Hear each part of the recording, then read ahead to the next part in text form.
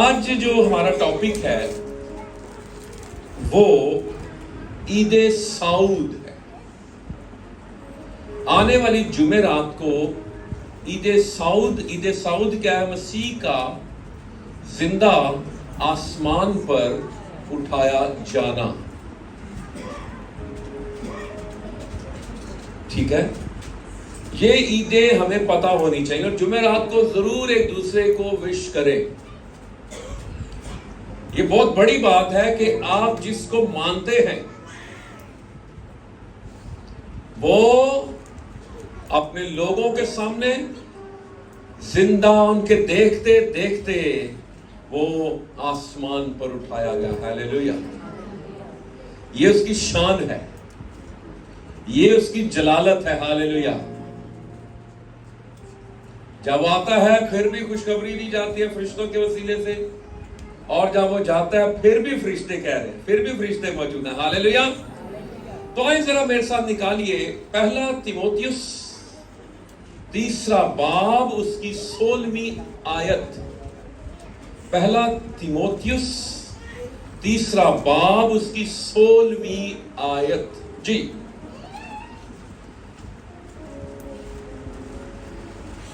इसमें कलाम नहीं कि दीनदारी का भेद बड़ा है, यानी अब सुनिए, वो जो जिस्म में जाहिर हुआ। कैसे जाहिर हुआ?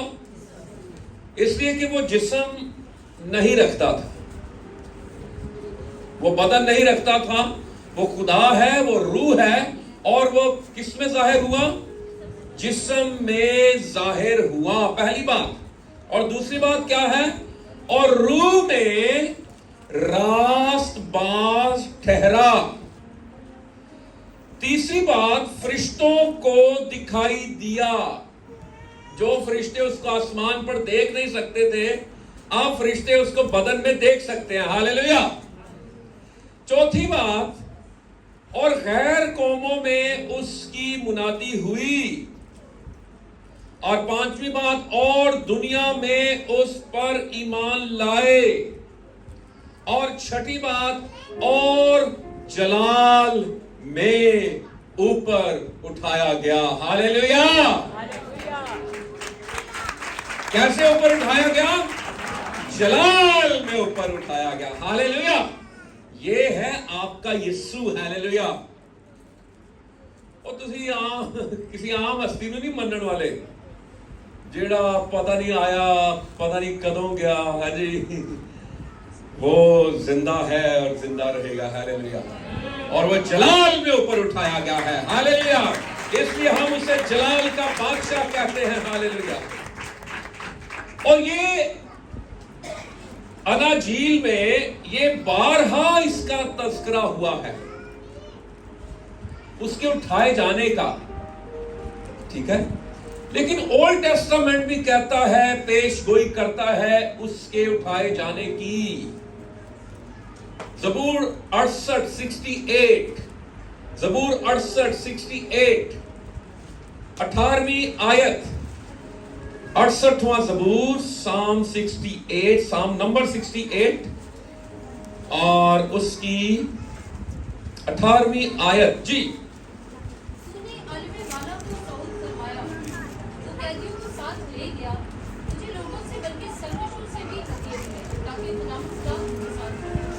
तूने आलमे बाला को क्या फरमाया जी?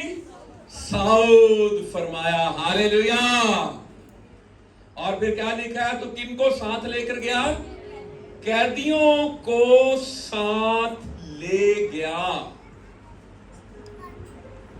और ये ज़बूर देखें, ज़बूर में, और ये दाऊद कह रहा है, दाऊद पर देखें कितने मुकाशफे खुले थे।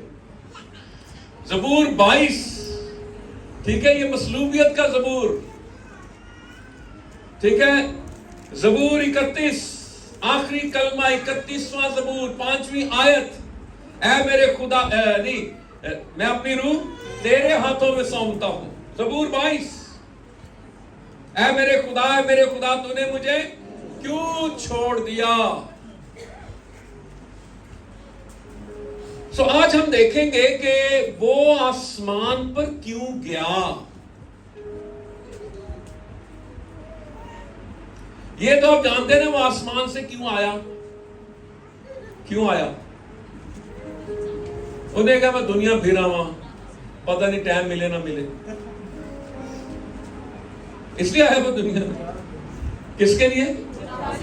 ये जो आप बैठे ना यहां पर, ये उसके आने का कमाल है।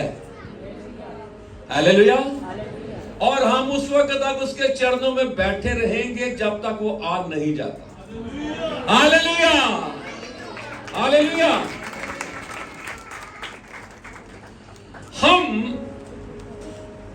मसीही खुदावन यीशु मसीह की दो आमदों पर ईमान रखते हैं। पहली आमद उसका इस दुनिया में आना, उसका तजस्सुम, इनकारनेशन। और पहली आमद में वो किस लिए आया? ताकि वो बनी नो इंसान का कफारा दे। मेरे गुनाहों का कफारा देने के लिए कोई इंसान या कोई फरिश्ता या कोई जबरदस्त है जी, कोई ऐसा जो शेर या शेर नहीं ढूंढा गया जी, कोई ताकतवर जानवर या कोई एलिफेंट जी ये जिसका कफारा है जी, जैसे दुनिया में नहीं। मेरा कफारा देने के लिए मेरा खुदा इस दुनिया में आया। हालेलुया। और दूसरी आमद, पहली आमद में वो मेरे गुनाहों का कफारा देने के लिए आया, और दूसरी आमद में वो जो उसके कफारे पर ईमान ले आए हैं वो उनको लेने के लिए आएगा। यानी मुझे लेने के लिए आएगा, आपको लेने के लिए आएगा। हालेलुया। आए जरा हम देखें इब्रानियों के नाम का खत, उसका 9वां बाब, उसकी 28वीं आयत जी। इब्रानियों 9वां बाब 28वीं आयत जी। बाइबल मुकद्दस खोले, आज हम स्टडी करेंगे, ठीक है, ईद साउल। और जहां भी मौका मिले जरूर इसको टीच करें, प्रीच करें जी।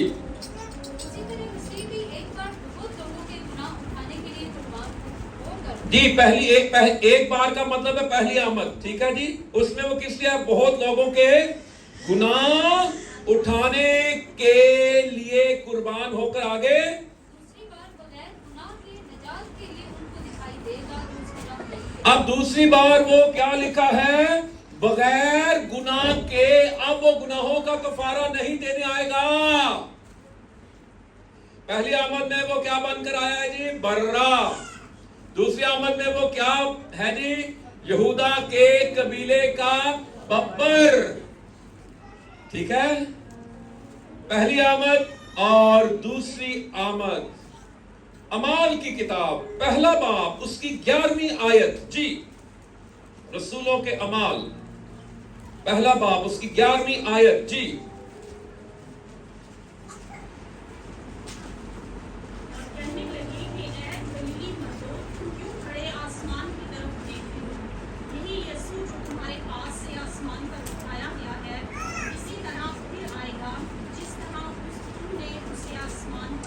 हालेलुया। कहने लगे, ए गलीली मर्दों, तुम क्यों खड़े आसमान की तरफ देखते हो? यही यीशु, दिस सेम जीसस, हालेलुया, ये जिसके हाथों और पांव में कीलों के निशान हैं, जो प्रिंट हो गए उसके हाथों में, उसके पांव में, हालेलुया, ये निशान, यही यीशु। क्या लिखा है जी? जो तुम्हारे पास से आसमान पर उठाया गया है, इसी तरह फिर आएगा जिस तरह तुमने उसे आसमान पर जाते देखा है। हालेलुया।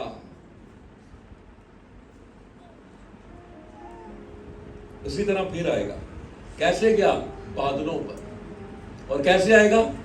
बादलों पर आएगा। उठाया कौन से पहाड़ से गया? ज़ैतून के पहाड़ से। आएगा कौन से पहाड़ पर? ज़ैतून के पहाड़ पर आएगा। Hallelujah, hallelujah. जगह वही है, जिथों चुका गया उथे आएगा। और जैतून के पहाड़ में स्कॉलर्स कहते हैं दरार पड़ गई है। जकरिया नबी कहता है कि जब वो उसका पांव जैतून के पहाड़ को टच करेगा तो जैतून का पहाड़ 2 टुकड़े हो जाएगा, लिखा हुआ जकरिया में। ये सारी बातें पूरी हो रही हैं और आपने इन बातों को अपने जहन में रखना, ध्यान में रखना। ऐ ना कि ओ आए ते तुसी है होया कि साडे नाल, क्योंकि होना ऐसे ही है, होना ऐसे ही है। जिस घड़ी ये बाइबल कहते तुम्हें गुमान भी ना होगा, अपने काम साढ़े सारा 24 घंटे चलते रहते ना। कभी चेता भी हुई कि आज ना जाए, आज है किते आज ना जाए। जिन्हों के ब्याह नहीं होए कहते हाय किते आज ना जाए, ते जिन्हों के ब्याह हो जाए कहते अजे तक आया क्यों नहीं।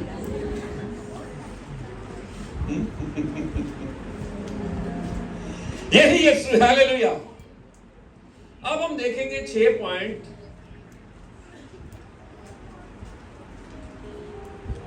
आसमान पर क्यों गया? सुनना चाहेंगे? और कोई छेती तो नहीं सुनना चाहेंगे? हालेलुया। ये बात याद रखें, वो गया है तो वो आएगा भी। कोई लोगों ने उड़ा दिया कि उड़न तश्तरियां यीशु को ले गई, कोई उड़न तश्तरी नहीं आई। कि लाखों करोड़ों लोग जमीन से गायब होंगे ना, ये CNN, BBC, फॉक्स न्यूज में, स्काई न्यूज में बड़ी खबर चलेगी। वो कहेंगे एलियंस आए, उन्हें पता है रैप्चर का, सारा पता है। वो लोगों को क्या कहेंगे? वो आए तो जनाब वो कोई ऐसे हमने देखा एलियंस आए, उड़न तश्तरियां, लोगों को अचानक गायब हो गए। लेकिन हमें पता है, पर सानू तो पता ही नहीं होएगा। सीधे आसमान तो जेड़ा इत्थे रह जाएगा वो एंटी क्राइस्ट। 7 साल कलीसिया आसमान पर होगी, 7 साल जमीन पर लिखा बड़ी मुसीबत होगी। और याकूब की मुसीबत, क्योंकि बनी इस्राइल यहां पर होगा। 12,000 जो लोग हैं, 1,44,000 पर मोहर की जाएगी। वो इवेंजलिस्ट होंगे उस दौर के, ठीक है। और वो फिर यीशु मसीह ने कभी भी अपने आप को किसी जमाने में बेगवाह नहीं छोड़ा। ये तारीकी का दौर आपको नजर आता है ना, मलाकी से मत्ती तक, वो हम समझते हैं खामोशी का दौर है, लेकिन उसमें जो काम हो गया ना, वो जबरदस्त काम हो गया। वो 400 साल लगता है खामोशी का अरसा है, लेकिन उस खामोशी में खुदा क्या कर रहा था? काम कर रहा था। हालेलुया।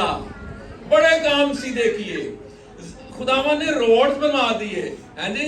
खुदा ने सिकंदर आजम इस्तेमाल किया।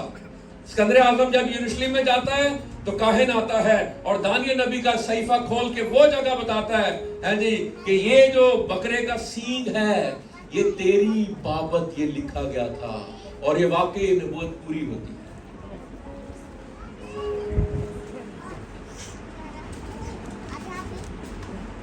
सो बाइबल की एक एक बात, एक एक नबूवत पूरी हुई है और होगी। मैं ईमान रखता हूं, हालेलुया। आप ईमान रखते हैं, हालेलुया। और हमें ईमान रखना चाहिए, हालेलुया। सब पहली बात नोट कर ले, लिख ले, आसमान पर जाने का मतलब काम मुकम्मल हो गया।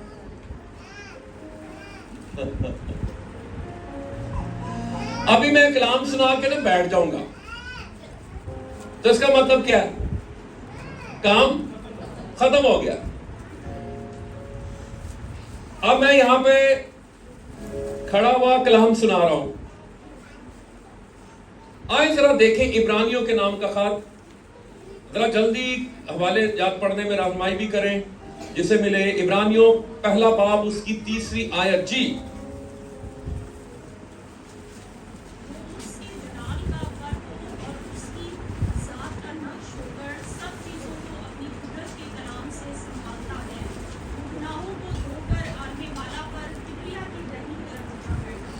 वो गुनाहों को धोकर, ये ऐसे है जैसे आप किचन में हैं, बर्तन धो रहे हैं और बर्तन धोकर फिर आप क्या कहते हैं मैं थोड़ा देर सां ले ला। सुबह दी किचन में खलोतियां, सुबह दे भांडे धोन डईयां, हुण मैं भी थोड़ा देर सां ले ला। होर काम कर दो ना, सुबह दी खलोतियां, सुबह दे भांडे धो रही हैं, हुण मैं थोड़ा दा गुनाहों को धोकर। छठा कलमा क्या था? It is finished, paid in full, हिसाब बेबाक, कोई कर्ज मेरे नाम पर नहीं है। शैतान आंदा नहीं तू 1 लाख देना, मैं कहना कोई नहीं देना, लो ने मेरे सारे गुनाह धो दिए हैं। हालेलुया, मैं पाक और साफ हो गया हूं। Hallelujah, hallelujah. लेकिन कामिल नहीं हुआ। अच्छा क्या लिखा? गुनाहों को धोकर आलमे बाला पर किबरिया की दाहिनी तरफ जा बैठा। बैठा कब? जब काम खत्म हो गया, काम मुकम्मल हो गया, तब बैठा। आए मेरे साथ निकालें जल्दी से इब्रानियों ही में 10वां बाब 11वीं और 12वीं आयत। इब्रानियों 10वां बाब 11वीं 12वीं आयत जी। जी रुकिए, हर काहिन तो कैसे इबादत करता है जी? ये आप ज़हन में रखें, कैसे इबादत कर रहा है काहिन? खड़ा होकर। उसको इजाजत नहीं थी जब वो खिदमत या कहानत के फराइज को सरअंजाम दे रहा है, उसने खड़ा होकर सारे काम करने हैं। आगे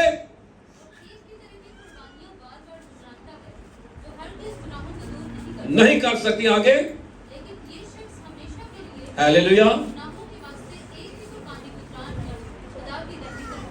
देखें, दो बातें हैं, खड़ा होकर और ये जा बैठा। आपको पता है यीशु मसीह ने भी खिदमत जो सरअंजाम दी, कैसे दी? खड़े होकर सरअंजाम दी। हालेलुया, बिल्कुल खड़ा हुआ ना। हालेलुया। लेकिन जब काम मुकम्मल हो गया तो किबरिया की दाहिनी तरफ जा बैठा। हालेलुया। आपने यीशु के लिए भरपूर तालियां बजाएं। Hallelujah, hallelujah.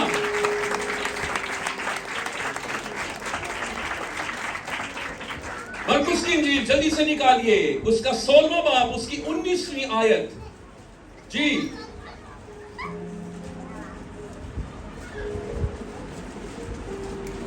सोलहवें बाब की 19वीं आयत जी।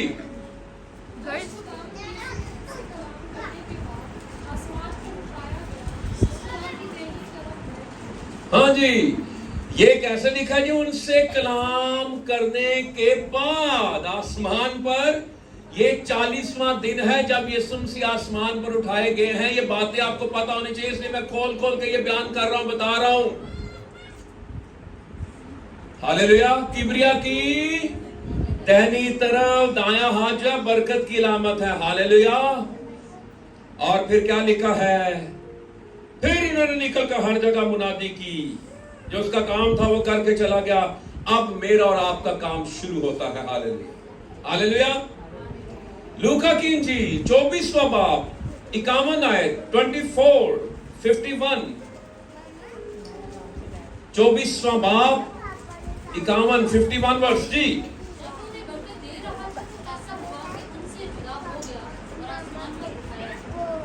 जरा 50वें आयत भी पढ़ दें। नहीं, फिर वो उन्हें 50वीं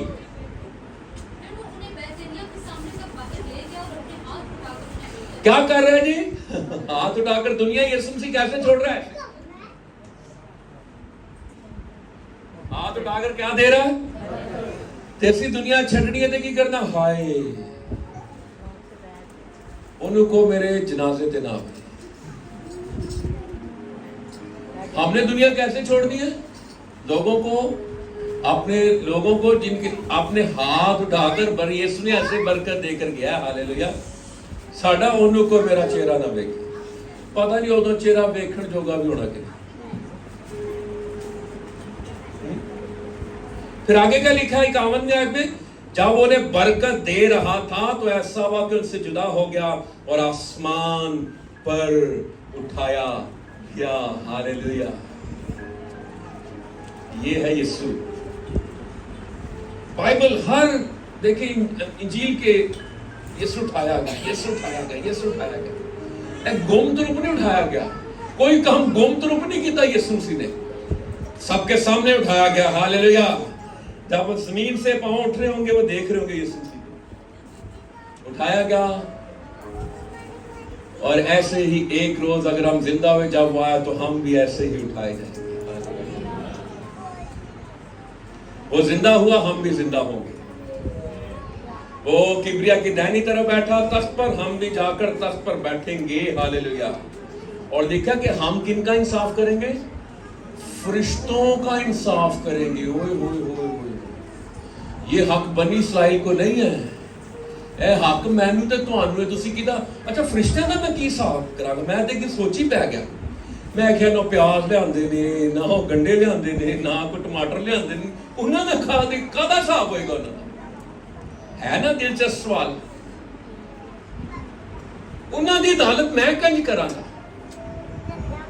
ये सवाल, इस पे आपने जरूर गौर करना है। अफजल भाई जरूर गौर करना। मिल गया ना सवाल? मिल गया ना? हालेलुया। मैं फरिश्ता का की हिसाब करांगा? यार मैं तो पैसे भी नहीं पढ़ाए, अब फरिश्तों का हिसाब मैं कैसे? ये मेरे लिए भी एक नई बात है, इस पे मुझे तहकीक करनी है। हालेलुया। तो तुसी भी करो तो मिलके करांगे तो खुदा सबब ला देगा, पता चल जाएगा कादा हिसाब करना है। तो निकले उन्हां वाली ने साडे। अच्छा आगे जी, उसके बैठने की बात हो रही है, उसके बैठने की बात हो रही है। आइए जरा देखें इफिसियों 2 बाब 6 आयत जी। हालेलुया। ओ गल समझ आ रही है? कोई मुश्किल तो नहीं? हाँ जी। ओ कूदे नहीं, ओ बोलते नहीं, ओ हाँ ना नहीं करते। तो वाकई की पी के आए हो? चाय पीती है ना? 2 बाब की 6 आयत क्या लिखा है?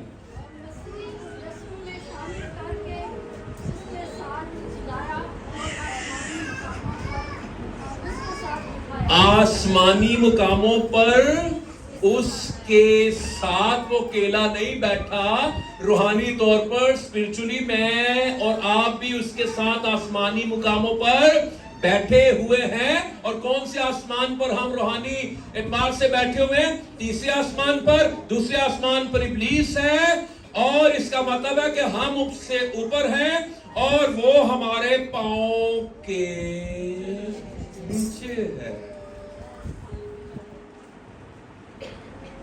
हालेलुया। हालेलुया। हालेलुया तो बढ़ता है ना? हालेलुया। हालेलुया। एटी फिक्की तालियां नहीं, तो ये तालियां मेरे लिए नहीं होती, ये उसके कलाम के लिए होती है। हालेलुया। फिर इसी इफिसियों में पहले बाब की 20वीं आयत जी, ये बैठने की बात हो रही है, जो उसने मसीह में की जब उसे मुर्दों में से जिलाकर अपनी दाहिनी तरफ आसमानी मुकामों पर बिठाया। अब बिठाने की बात हो रही है। हालेलुया। लेकिन एक जगह पर यीशु मसीह को हम खड़ा हुआ देखते हैं, आसमानों पर जाने के बाद एक जगह पर उसे खड़ा हुआ देखते हैं। और वो कहां खड़ा हुआ देखते हैं? माल की किताब 7वां बाब, उसकी आयत नंबर 55 और आयत नंबर 56। जल्दी से निकालिए मेरे साथ, अमाल 7वां बाब। हालेलुया जी। सुनिएगा। मगर उसने रूहुल कुद्स से मामूर होकर आसमान की तरफ गौर से नजर की। स्टिफनेस की बात हो रही है। और खुदा का जलाल, हालेलुया, और यीशु को खुदा की दाहिनी तरफ खड़ा देखकर कहा कि मैं देखो मैं आसमान को खुला और इब्ने आदम को खुदा की दाहिनी तरफ खड़ा देखता हूं। हालेलुया। जो बैठा हुआ है, लेकिन जब उसका एक पैरोकार, उसका जानिसार जो शहीद होकर आने वाला है, वो उसका वेलकम करने के लिए, उसका स्वागत करने के लिए वो खड़ा हो जाता है। हालेलुया। शहादत बहुत बड़ा रुतबा है। देखिए स्टीफनस कह रहा है, बाइबल हर जगह कह रही है बैठ गया बैठ गया बैठ गया, लेकिन यहां पर यीशु मसीह उसका इस्तकबाल करने के लिए खड़ा हो गया। Hallelujah hallelujah hallelujah. दूसरी बात नोट कर लें, ये नहीं कि यीशु मसीह जाकर बैठ गया, बस बैठ गया। हा? वो बैठ के भी कुछ काम कर रहा है। लिख लीजिए दूसरा पॉइंट, मेरी तेरी शफात कर रहा है। हालेलुया। वो एवं नहीं जाके बैठ के चलो जी मैं बैठ के जरा दुनिया ने वेखा की करनी है, नहीं। इब्रानियों 7वें बाब की 25वीं आयत जी, इब्रानियों 7वां बाब उसकी 25वीं आयत जी।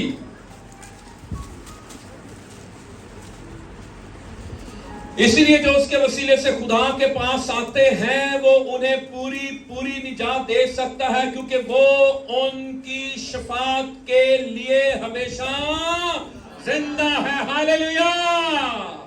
वो भी क्या कर रहा है? तेरी मेरी शफात कर रहा है। शफात का मतलब है रखने में खड़ा होना, स्टैंडिंग इन द गैप, रखने में खड़ा होना, किसी की जगह ले लेना। किसी को कैंसर हो तो ऐसे फील करना जैसे उसे नहीं, मुझे कैंसर। और दीनाकरण की दुआ का यही खासा था।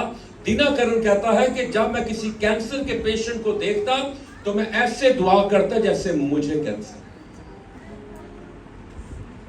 काश के खुदा ये तरस मेरे अंदर भी और आपके अंदर भी भर। तरस के लिए जो यूनानी लफ्ज है ना, उसका मतलब पता क्या है? पंजाबी लोग सही समझते हैं, ਜਿਹੜੇ पंजाबी बाबे बैठे ना ओवे आंदरा ਨੂੰ खिच पैना। आंदरा ਨੂੰ खिच कदों पैंदी है? ਜਦੋਂ औलाद ਨੂੰ कुछ होवे, कोई बैड न्यूज या कोई सुने ना, फौरन कहीं वॉशरूम में जाते हैं, स्टमक एकदम अपसेट हो जाता है ना खबर सुन के। अजे खबर दूर भी होती उन्हें तो पहले अजे कहते हो ना सो जी। अंतड़ियों का बाहर आ जाना यूनानी में तरस के लिए, जो कंपैशन है उसके लिए यूनानी लफ्ज का मतलब है अंतड़ियों का बाहर आ जाना, आंदरा ਨੂੰ खिंच पैना। खुदा से तरस मांगे, मैं भी मांगू आप भी मांगे। ये बड़ी डिटेल है इस लफ्ज की, तरस की, लेकिन अभी टाइम नहीं है कि मैं उसकी डिटेल बताऊं आपको, लेकिन इतना ही काफी है कि अंतड़ियों का बाहर निकला, शफात कर रहा है। फिर एक और हवाला निकालिए, रूमियो 8वें बाब की 34वीं आयत जी। शारून पढ़े आप, रूमियो 8वें बाब की 34वीं आयत। कौन है जो मुजरिम ठहराएगा? इसी यीशु वो है जो मर गया बल्कि मुर्दों में से जी भी उठा और खुदा की दाहिनी तरफ है और हमारी शिफायत भी करता है। और हमारी शिफायत भी करता है। ये यीशु अभी आसमान पर जो बैठा हुआ क्या कर रहा है जी? मेरी शिफायत। मेरे को कुछ हो जाता ना तो खुदा, मैं पिछले तो दसा ने खुदा कहना नहीं छड़ा करनी होने तो नहीं छड़ना जी की आंदा यीशु मसीह ब्लड लेके आ जाता तो आ जाता है ना। लूका 13वें बाब में इस साल और भी रहने दे। ये जो साल मिला है ये समझे कि सानू बोनस मिलने ले, ये ग्रेस पीरियड चल रहे हमारे,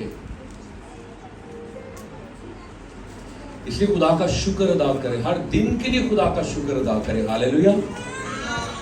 पहला यूहन्ना 2 बाब 1 आयत, वो क्या कर रहा है, क्यों क्या है जी? जल्दी से पहला यूहन्ना 2 बाब की 1 आयत।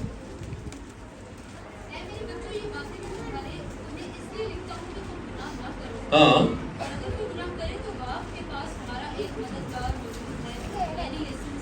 हालेलुया।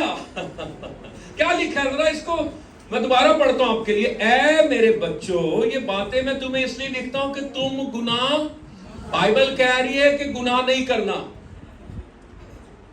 बाइबल क्या कह रही है? गुनाह नहीं करना। अगर गुनाह हो जाए, हो सकता है ना, और दसो हो सकता है कि नहीं हो सकता? दो ही बंदे बोले जिन्हें अंदर हो सकता है, तो बाकी हो सकता है, हो सकता है। अच्छा शुक्र है। अच्छा क्या लिखा है? तुम गुनाह ना करो। बाइबल कहती है गुनाह नहीं करना। अगर कोई गुनाह करे तो बाप के पास हमारा एक मददगार मौजूद है। मददगार के लिए लिखा हुआ है यूनानी में वकील, शफी, एडवोकेट। आप देखते हैं कि ये वकील ने काला कोट पाया होता है। उन्हें काला कोट क्यों पाया होता है? काला कोट इसलिए पाया होता है उसने कि वो जाके, जो एक बंदा बैठा हुआ ना, जो गमगीन अदालत में बैठा है, वो कहता है क्यों गमगीन है?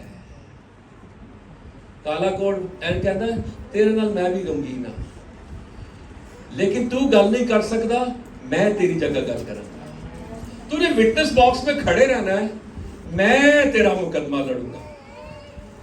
तेरे पास वो सारी एजुकेशन नहीं है, तेरे पास काला कोट नहीं है, तेरे पास LLB की डिग्री नहीं है, तू वकील नहीं है, तू कुछ भी नहीं कर सकता, तू चुप रहना है ते जज दे सामने मैं सारी जीरा करांगा ते मैं जज नूं राजी कर लांगा। खुदा बाप को राजी कर दूंगा। कैसे राजी करूंगा? मैं खून दिता है। जेड़ा जज है ना, वो रिश्ते मेरा प्यो भी है, लेकिन जिथे इंसाफ की गल है वो इंसाफ भी करता है, लेकिन जिथे फिर मैं आ जाऊंगा ना, फिर वो की करता है, वो माफ भी कर देता है। Hallelujah, hallelujah. फिर मैं तेरी जगह ले लूंगा। हालेलुया, मैं तेरी जगह ले लूंगा। और उसने मेरी और आपकी जगह ली, इब्जी बना। Hallelujah, hallelujah. ये है वकील। और यहां पे लिखा है एक मददगार मौजूद है, यानी यीशु मसीह रास्तबाज। इसका मतलब है यीशु की रास्तबाजी की वजह से तू रास्तबाज है। वो तेरी रास्तबाजी को कभी नहीं देखेगा। हमारी रास्तबाजी गंदी धज्जियों की मानंद है।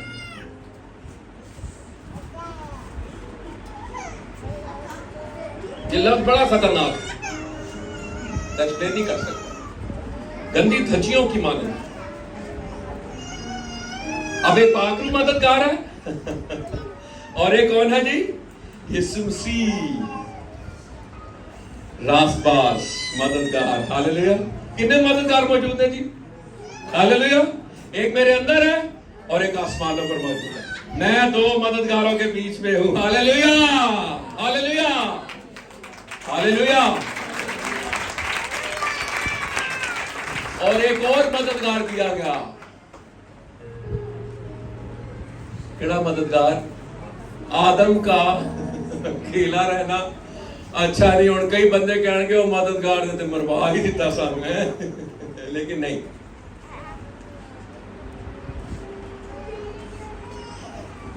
जो फल लैके आई सी है, तू कहना ओए अद्धा सेब, एप्पल,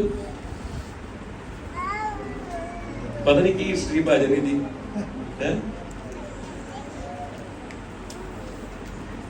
सो खुदा का शुक्र अदा करें यीशु मसीह के लिए। हालेलुया। जो कमजोरी में मदद करता है। अगर गुनाह हो जाए, बैनिन कहता है फौरन यीशु के खून के नीचे आ जाए, क्योंकि लहू के बगैर आप मौत की हालत में है। फौरन लहू के नीचे आ जाए। हालेलुया। क्योंकि वो क्या देखते हैं? खरूज 12वें बाब के मुताबिक, मैं खून को देखकर तुमको छोड़कर जाऊंगा। वो हमको नहीं देखता, वो किसको देखता है? खून को देखता है। आपको पता है, मैं अभी जब ये स्टडी कर रहा था ना, तो मैं देख रहा था कि वो फिरदौस वाला जो हिस्सा था ना, मैंने मजीद इसमें स्टडी की, मुझ पे एक और बात यहाँ हुई कि ये जो फिरदौस वाला हिस्सा था, जिसमें सारे अंबिया इकराम, सारे मुकद्दसीन उसके अंदर बंद थे, फिरदौस वाले से, लेकिन बाहर नहीं निकल सकते थे। कफारा वो कुर्बानियां देते रहे, ठीक है, कुर्बानियां देते रहे, इसलिए वो बाहर नहीं निकल सकते थे, क्योंकि वो बैलों बछड़ों का खून था, और बैलों बछड़ों के खून में ताकत नहीं है, कुदरत नहीं है। ओ खोलते से पड़ते ही खुलता सी, गए वो पैराडाइज में थे, बहिष्ट में थे, लेकिन फिर एक खून आया, हालेलुया, जिसमें कुदरत थी, हालेलुया। उसने फिरदौस के आलमे अरवाह के दरवाजों को खोल दिया, हालेलुया, और वो सारी रूहों को उसने शिफ्ट कर दिया तीसरे आसमान पर, हालेलुया। ये है बैलों बछड़ों के खून में ताकत नहीं थी, कुदरत नहीं थी, कुदरत यीशु के खून में है। और मेरा ख्याल पिछले बार ही हमने देखा था यीशु के खून की कुदरत को, हालेलुया। तीसरी बात, यीशु मसीह जिस दिन आसमान पर गए, यीशु मसीह की क्राउनिंग हुई, ताजपोशी हुई उस दिन। एक लोगों की ताजपोशी होती है, मुझे समझ नहीं आती, लेकिन ताज का हकदार कौन है? यीशु मसीह। सब ताज यीशु तेरे कदमों तले, सारी दुनिया में तेरा ही दीप जले, हालेलुया।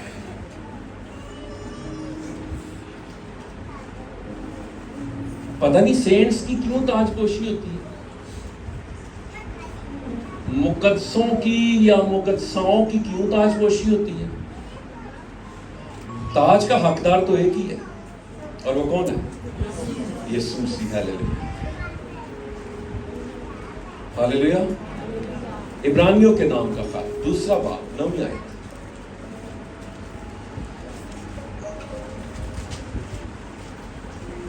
जी, इब्रानियों दूसरा बाब, 9वीं आयत।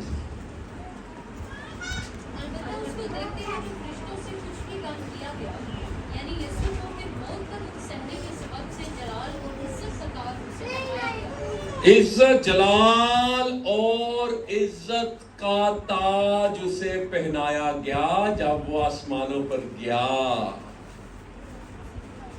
हालेलुया। क्या मंजर होगा, मैं तो आज सोच रहा था सुबह, क्या मंजर होगा जब यीशु मसीह की एंट्री होगी आसमानों पर। मैं नहीं कहता दबंग एंट्री हुई होगी, ऐਵੇਂ मैं यीशु मसीह को सलमान खान बना दूं।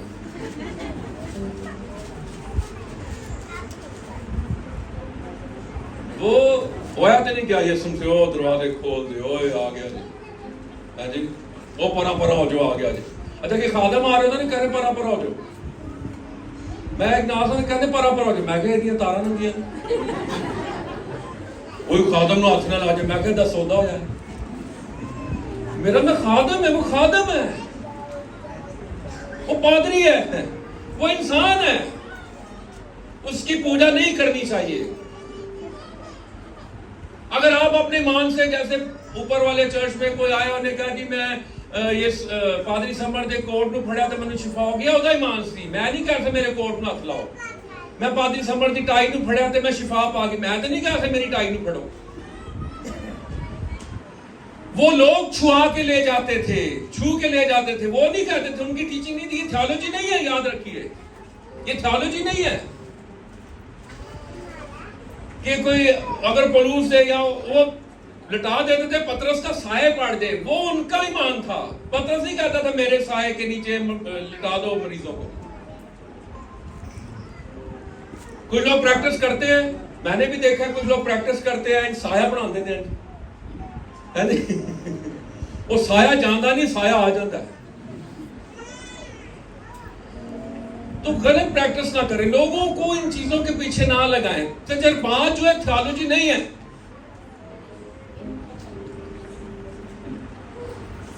और गाल समझ रहे, तजर्बात थियोलॉजी नहीं है। थियोलॉजी में तजर्बात में फर्क है। हाँ, खुदा किसी तजर्बे को दे के वो आपके लिए रहमा बना दे, वो अलग बात है। पॉइंट को समझे, कि नहीं समझ आया तो कोई गाली, मैं ट्यूशन नहीं देने के आ रहा। तो क्या पॉइंट था हमारा? यीशु मसीह ने क्या किया जी उस दिन? यीशु मसीह की ताजपोश। चौथी बात जल्दी से पढ़ लें, मकान तैयार करने के लिए गया। यूहन्ना के जी 14वें बाब की दूसरी आयत, जी जल्दी से पढ़ लें जी।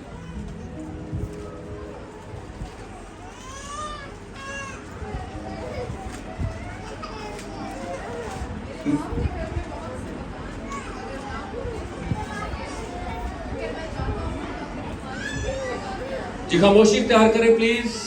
जागे, तीसरी आयत भी पढ़ दें।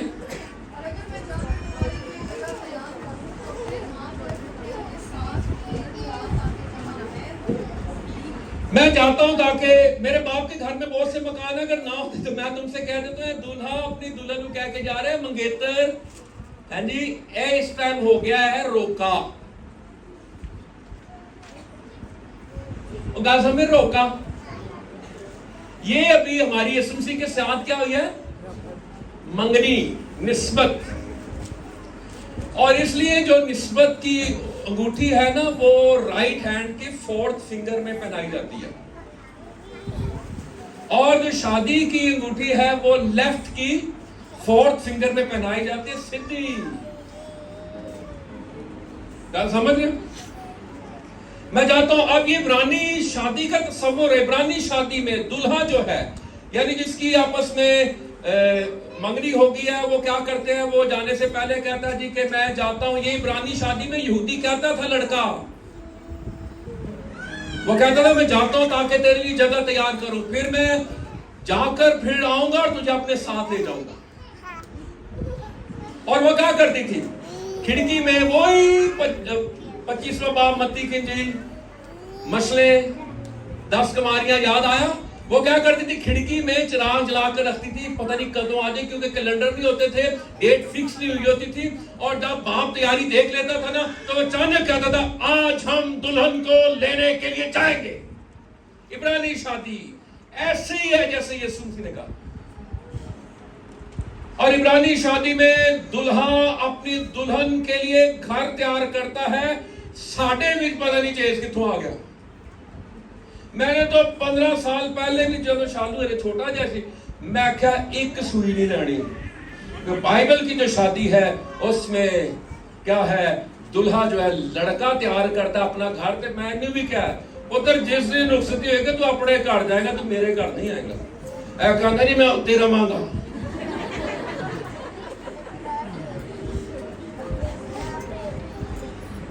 मैं इब्रानी शादी की बात कर रहा हूं। मर्द के बारे में क्या लिखा है? अपने की मैंने समझ नहीं की ऊंची बाइबल की आयत नहीं कर रहा कुछ संगठन नहीं क्या किसको छोड़ेगा? ओए होए होए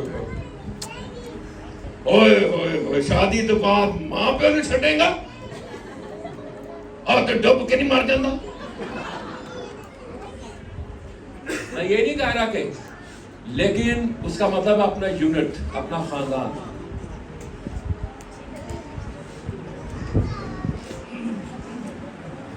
उन्होंने पार्षद छंडन दो, उन्होंने जिम्मेदारियां पाओ। लिखा कहता है अपने, और वो कहता है मैं मकान जा रहा हूं। और यहूदी लड़का उसका घर तैयार होता है, अपनी दुल्हन को लेकर सीधा अपने घर जाता है।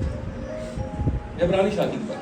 और इब्रानी शादी में आप दुल्हन देख लें, तुसी कहोगे कि पठानी तैयार हुई, एडा बड़ा झूमर। आज जाके गूगल से देख लियो जी, ए विच विच मॉडर्न शादियां भी होंगी। मैं चाहता हूं मकान तैयार करने, और मकान से बहुत सी बातें हैं। मेंशन इंग्लिश में है जिसमें हवेली जिन्हें बाबे चाचे नाने दादे सारे इकट्ठे रहते हैं। फिर मकान तैयार करने की एक और बात भी है कि वो जलाली बदन मेरे लिए और आपके लिए तैयार करने के लिए, ये भी एक थॉट है। तो वो किस लिए गया जी आसमान पर? मकान तैयार करने। पूछा डेट की शादी थी, यीशु मसीह ने कहा मैनू नहीं पता, प्यो नू पता है। प्यो ने जो तैयारी देख लेने लगा, चलो जी आज चलिए। अचानक इनविटेशन सबको दे रहा है, बहुत से थके मांदे लोग सब मेरे पास आओ मैं तुम्हें आराम दूंगा। पॉइंट समय में इब्रानी शादी की बात करो, यही यहूदी लड़का कहता था, और यही यहूदी लड़का यीशु मसीह अपनी दुल्हन को भी कह के गया। हालेलुया। पांचवी बात, बाप के जलाल में शामिल होने के लिए। हालेलुया। यूहन्ना की इंजील 7वां बाब 39वीं आयत। उसने ये बात उस रूह की बाबत कही, यूहन्ना 7वां बाब 39वां आयत। उसने ये बात उस रूह की बाबत कही जिसे वो पाने को थे, जो उस पर ईमान लाए, क्योंकि रूह अब तक नाजिल ना हुआ था, इसलिए कि यीशु अभी अपने जलाल को ना पहुंचा।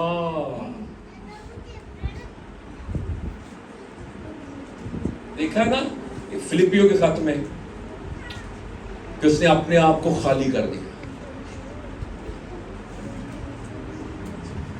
मैं यहां पर क्लियर कर दूं, भाव नहीं मैं छोड़ना चाहता। मैं ये नहीं कह रहा कि छड़ छुड़ के माँ प्यो नो बुजुर्गा नो, नहीं। अगर सिस्टम के साथ रह रहे हैं ठीक है, लेकिन जितो देखो ना खराबी हो रही है, एंज हो रहा है, तो फिर बेहतर है। मैं ये नहीं कह रहा कि माँ बाप की इज्जत नहीं करें, लेकिन मैं बाइबल को कोट कर रहा हूं। समझ रहे बात?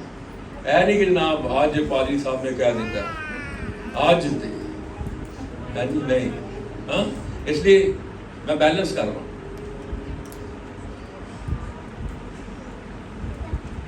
ठीक है, एक हुक्म है ना क्या, तो अपने माँ और बाप की क्या कर इज्जत कर।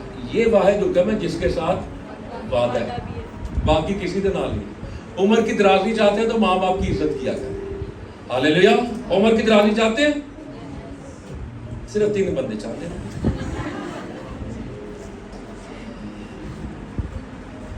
इसलिए कि यीशु अभी अपने जलाल को ना पहुंचा। 17वां बाब निकाल ले यूहन्ना की इंजील 17वें बाब की 5वीं आयत। और अब है बाप तू उस जलाल से, ये खाली जिस चीज से किया था, और अब है बाप तू उस जलाल से जो मैं दुनिया की पैदाइश से पेशतर तेरे साथ रखता था, मुझे अपने साथ क्या बना दे, जलाली बना दे। हालेलुया। तो वो क्या चीज छोड़ के आया था? वो जलाल। अगर वो उसी जलाल में दुनिया में आ जाता तो फिर किसी माई के लाल की हिम्मत नहीं थी कि यीशु मसीह पर हाथ डालता।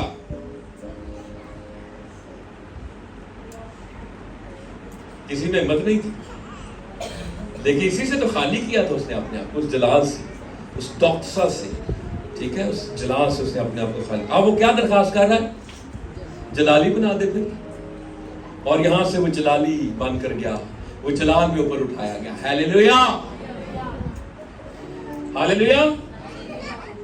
आखिरी बात,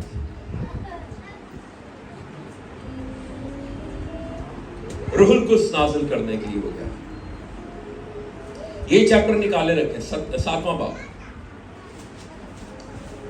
7वां बाब, उसकी 37वीं आयत से मैं पढ़ता हूं। फिर ईद के आखिरी दिन जो खास दिन है, यीशु खड़ा हुआ और पुकार कर कहा, अगर कोई प्यासा हो तो मेरे पास आकर पिए, जो मुझ पर ईमान लाएगा उसके अंदर से जैसा कि किताब मुकद्दस में है, जिंदगी के पानी की नदियां जारी होंगी। उसने ये बात उस रूह की बाबत कही जिसे वो पाने को थे, अभी पाया नहीं, जो उस पर ईमान लाए शागिर्द, क्योंकि रूह अब तक नाजिल नहीं हुआ था, इसलिए कि यीशु अभी जलाल को ना पहुंचा था। और रूह नाजिल होने का मतलब ये था कि वो पहुंच गया, वो बाप के जलाल में शामिल हो गया है। हालेलुया, हालेलुया जी। एक और वाला पढ़ लें जल्दी से, यूहन्ना 16वें बाब की 7वीं आयत।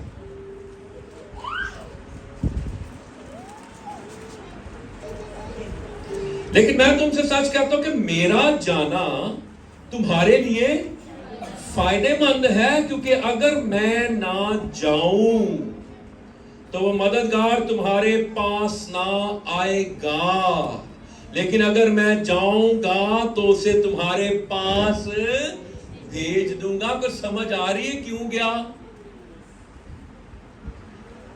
नहीं जाऊंगा तो मददगार नहीं आएगा, जो जाऊंगा तो मददगार आएगा। तो मददगार आ गए तो मतलब यीशु मसीह कितने चला गया जी? बाप के दाहिनी तरफ, उसके जलाल में शामिल हो गया। अमाल 2 बाब 33वीं आयत 33, अमाल 2:33, 2 बाब 33वीं आयत।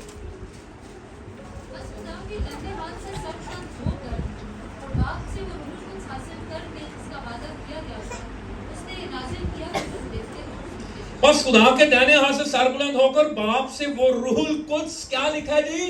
हासिल करके, जिसका वादा किया गया था। यीशु मसीह ने कहा, बाप मैं वादा करके आया। हालेलुया। और फिर उसने रूहुल कुद्स लिया यानी मैं समझाने के लिए बात कर रहा हूं, ठीक है। फिर उसने रूहुल कुद्स को क्या किया? नाज़िल किया। जो वादा किया वो पूरा किया। हालेलुया। और इसका मतलब था कि यीशु मसीह बाप के जलाल में शामिल हो गया है। Hallelujah, hallelujah. आखिरी वाला, अब हमने क्या करना है? पहला थिस्सलुनीकियों पहला बाब 10वीं आयत। पहला थिस्सलुनीकियों पहला बाब उसकी 10वीं आयत।